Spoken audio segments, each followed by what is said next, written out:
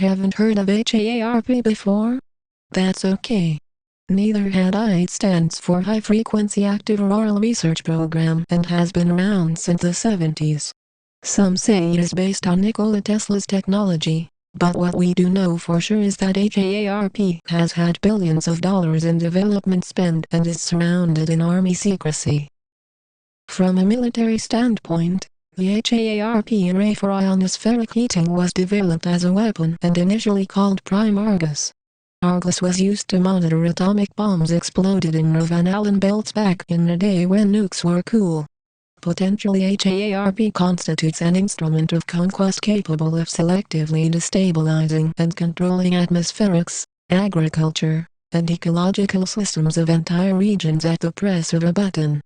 To put it simply, it controls the weather. The U.S. Army itself has stated that HAARP can alter weather patterns as well as disrupt enemy communications and radar, and that's from the horse's mouth, y'all. Now you might think that this is complete quackery and you should get John Campbell to interview me, because I obviously have no sympathy for the suffering going on in Christchurch, not.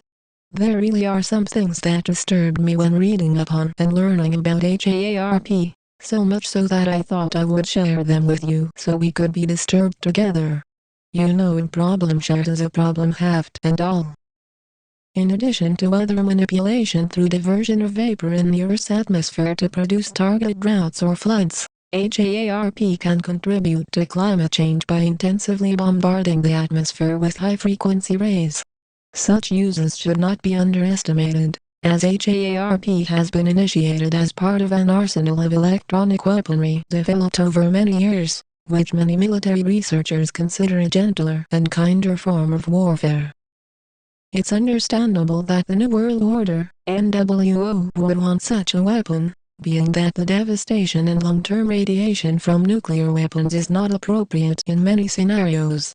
You actually need people to be alive to subjugate them. A weapon with minimal deployment cost and without engaging military personnel and equipment like those used in a conventional war, would be highly sought after. A sophisticated, secret and somewhat untraceable weapon would be much better suited to clandestine operations. Voila! Enter HAARP, which is a new generation of sophisticated weaponry controlled by the U.S. Strategic Defense Initiative.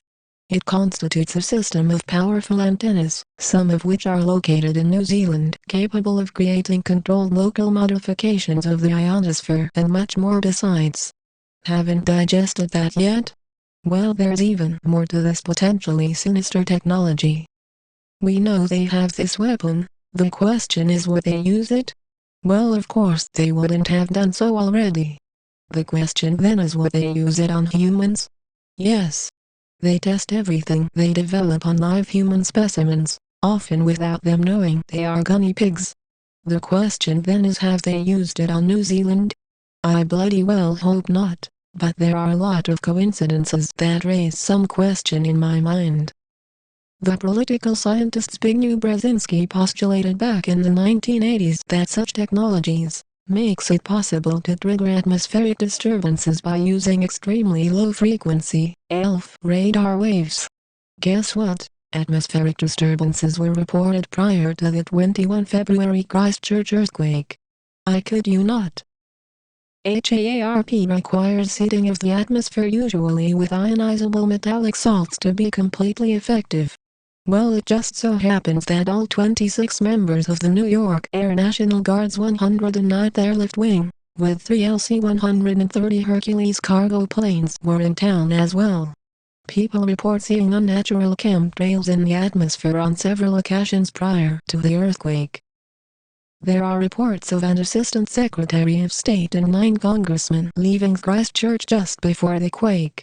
They left behind a 43-member U.S. delegation and a large New Zealand delegation, including cabinet ministers and senior government officials who were not injured. The sea lift ship HMNCS Canterbury was in Lyttelton Harbour at the time of the earthquake. I've mentioned SLF sonic booms in my article about such noise pollution causing whales to beach. It just so happens there were a lot of whale stranding at the time of the earthquake. From reports, people have stated hearing a loud sonic boom prior to the 21 February Christchurch earthquake, many people thinking that it was an earthquake, but when the noise subsided, most people did not give it a second thought. As well as a large NC contingent, 116 soldiers from the Singapore Army were in Christchurch for a training exercise, and that's just a few of the coincidences. There's lots more. Behind the construction of HAARP lay the scientific patents of Bernard J. Eastlund. His 12 patents are the backbone of the HAARP project and are now buried among the thousands of others held in the name of Raytheon. The U.S. patent 4,686,605, method and apparatus for altering a region in the Earth's atmosphere, ionosphere, and/or magnetosphere, was kept secret by the government. According to the patent, Nikola Tesla's work into wireless energy transfer in the early 1900s formed the basis of the research. Perhaps Tesla's oscillator invention also has something to do with it. But for now, let's stick with the facts. One of the patents behind HAARP states, thus, this invention provides the ability to put unprecedented amounts of power in the Earth's atmosphere at strategic locations and to maintain the power injection level, particularly if random pulsing is employed, in a manner far more precise and better controlled than heretofore accomplished by the prior art, particularly by detonation of nuclear devices of various yields at various altitudes. And molecular modifications of the atmosphere can take place so that positive environmental effects can be achieved. Besides actually changing the molecular composition of an atmospheric region, a particular molecule or molecules can be chosen for increased presence. For example, ozone, nitrogen, etc. concentrations in the atmosphere could be artificially increased. Air Force documents revealed that a system had been developed for manipulating and disturbing human mental processes through pulsed radio frequency radiation over large geographical areas, and if that wasn't enough, Eastlund bragged that the super-powerful ionospheric heater could control the weather through electromagnetic pulses. Is HAARP a weapon of the NWO?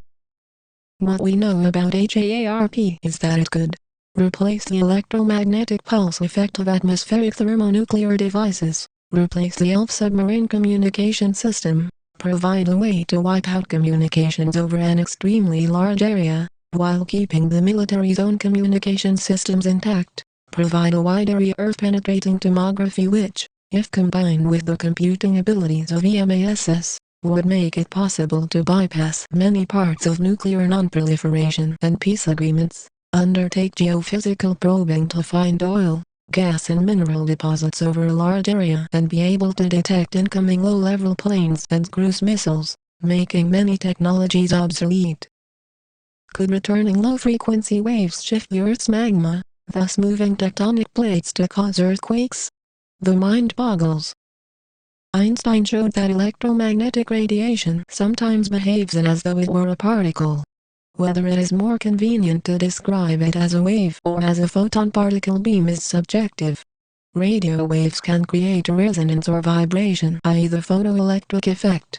Being that the ionosphere is an active electrical shield protecting the planet from the constant bombardment of high-energy particles from space, playing with such is very dangerous. It is a fact that radio frequencies can generate vibrations and impulses can vibrate geomagnetic flux lines. How precise this technology can be using scalar technology is debatable, but in theory HAARP could cause earthquakes if the resonating frequency is strong enough. What we do know for sure is that the production of unstable particles is very dangerous indeed.